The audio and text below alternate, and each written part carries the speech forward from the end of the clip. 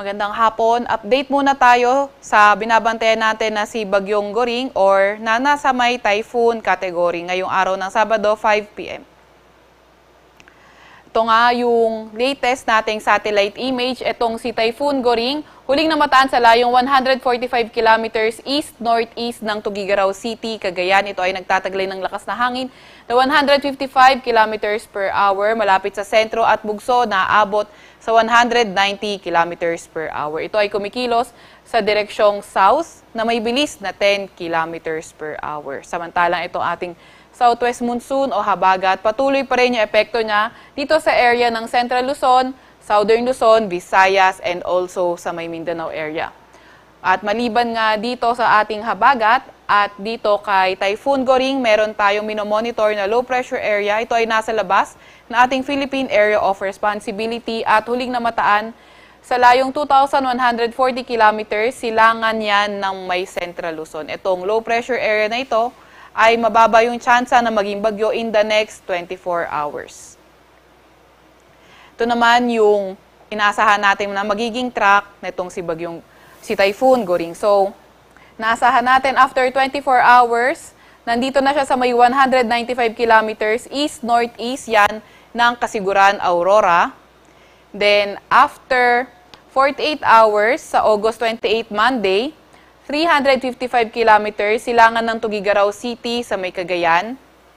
Then after 72 hours, August 29, dito naman 235 kilometers, east-southeast ng Basco, Batanes. Then after 96 hours, 110 kilometers, north-northeast ng Itbayat, Batanes. Then after 120 hours, August 31, Thursday, nasa may layo na siyang 290 kilometers north-northwest ng Itbayat, Batanes. Then, dahil nga dito kay Typhoon Goring, may nakataas na tayo mga tropical cyclone wind signal sa iba't ibang parte ng ating bansa. So, dito may signal, nakataas ng signal number 3 sa northeastern portion ng Cagayan at extreme eastern portion ng Isabela. Signal number 2 naman nakataas sa may eastern portion ng Isabela at sa may eastern portion ng Cagayan, pati na rin sa may northeastern portion ng Aurora. Signal number 1 naman nakataas dito sa may Batanes area, nalalabing bahagi ng Cagayan kabilang ng Babuyan Island, nalalabing bahagi ng Aurora, dito sa may Quirino, nalalabing bahagi ng Isabela, sa may Apayao, sa may Nueva Vizcaya, sa may Ifugao, sa may Mountain Province, dito rin sa may Kalinga, sa may Abra. Signal number 1 pa rin tayo dito sa may ilang bahagi ng Ilocos Norte, ilang bahagi ng Quezon kabilang ng Polillo Islands, at sa ilang bahagi ng Nueva Ecija, pati na rin sa may Calaguas Island. Kaya yung mga kababayan natin na nakatira sa mga areas na may mga tropical cyclone wind signal, patuloy pa rin natin silang pinag-iingat dahil sa mga banta ng mga malalakas na hangin. Ano naman inaasahan natin sa mga malalakas na pag-ulan? Inaasahan natin for today until tomorrow afternoon, 100 to 200 millimeters of rain sa may mainland Cagayan and also sa may Isabela. Then 50 to 100 millimeters of rain sa may Babuyan Island, Aurora, sa may Cordillera Administrative Region, Ilocos Region, sa may Northern Quezon, kabilang na nga ang Polillo Islands.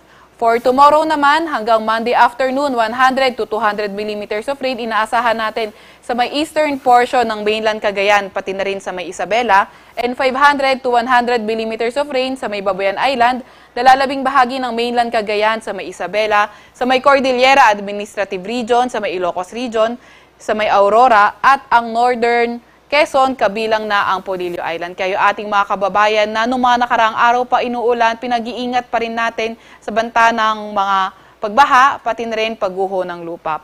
Lagi tayong mag-update. Yung ating mga Regional Services Division ay maglalabas ng mga rainfall advisory, thunderstorm advisory, o di kaya heavy rainfall warning kung kinakailangan. And also, kapag pinalilikas na tayo ng ating mga DRR officers, lumikas na po tayo para sa ating kapakanan.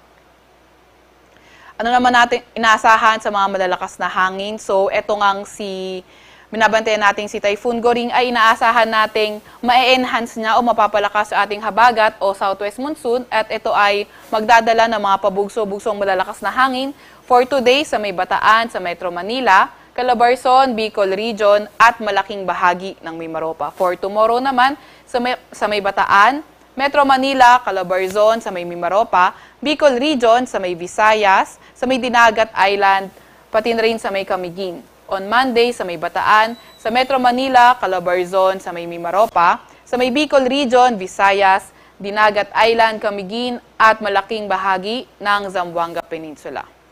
And also, yung gusty conditions, mas mataas yung chance niyan sa mga coastal and also upland mountainous areas exposed sa mga malalakas na hangin. And also, dahil pa rin sa ating binabantayan na bagyo, meron tayong nakataas na gale warning dito sa may Batanes area, sa may northern coast na Ilocos Norte, sa may Cagayan, kabilang ng Babuyan Island, sa may Isabela, sa may Aurora din, sa may northern coast ng Quezon, kabilang ng General Nacar, Infanta, at Real, kabilang na ang Polillo Islands. Kaya ating mga kababayang mangingisda sa areas na yan ay kung maaari huwag munang pumalaot, pati na rin yung may mga maliliit na sasakyang pandagat. Dahil magiging maalon hanggang sa napakaalon yung karagatan sa area nito.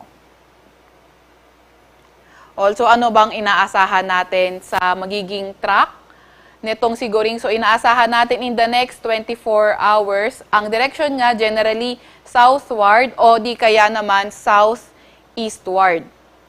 And then, pagdating ng Monday, generally northeastward or eastward siya pagdating nga ng Monday. Then afterwards, matatapos na yung looping path nitong si Bagyong si Goring, and then magmo-move na siya papuntang northwest on Tuesday, papunta sa may karagatan sa east of Taiwan. And also, dahil nga sa favorable environment, inaasahan na, or malaki yung chance na by Monday, marireach niya na yung super typhoon category. However, dahil sa upwelling of cooler waters, and then sa kanyang mabagal na paggalaw, yung intensification niya malilimit by Monday or early Tuesday. At yan naman muna yung latest sa update sa ating si Bagyong si Goring. Huwag magpapahuli sa ating ilalabas na mga more updates sa ating Twitter at Facebook account, DOST_Pag-asa. Mag-subscribe sa aming YouTube channel, DOST-Pag-asa Weather Report, at bisitahin ang aming website, bagong.pag-asa.dost.gov.ph. At yan muna ang latest mula sa Pag-asa Weather Forecasting Center, Veronica Torres.